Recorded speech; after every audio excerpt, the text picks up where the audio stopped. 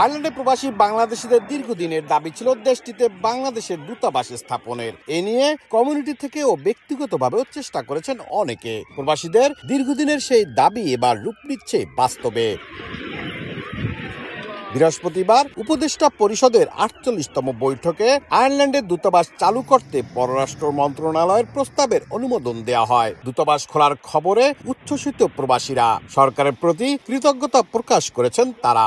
আমরা আয়ারল্যান্ড বাংলাদেশি প্রবাসীরা বাংলাদেশ সরকারের সাথে সরাসরি আমাদের ব্যবসা বাণিজ্য যোগাযোগ সুবিধা অসুবিধাগুলো আমরা তাদের সাথে যোগাযোগ করতে পারবো। বিভিন্ন সংগঠন এবং ব্যক্তি পর্যায়ে আমরা সবাই চেষ্টা করেছি, সবাই অবদান আছে।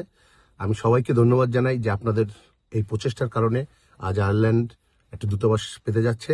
সমগ্র আয়ারল্যান্ডে বসবাসরত বাংলাদেশিদের দীর্ঘদিনের প্রত্যাশা এবং সম্মিলিত প্রচেষ্টায় বাংলাদেশ গভর্নমেন্ট আজকে একটি স্থায়ী দূতাবাস স্থাপনের অনুমোদন দিয়েছেন। এজন্য আমরা আয়ারল্যান্ডবাসী খুবই আনন্দিত। আয়ারল্যান্ডে বাংলাদেশের দূতাবাস না থাকায় এতদিন দেশটিতে প্রবাসী বাংলাদেশিদের ছুটতে হতো লন্ডনে বা আয়ারল্যান্ডে গিয়ে সেবা দিতেন দূতাবাসের কর্মকর্তারা।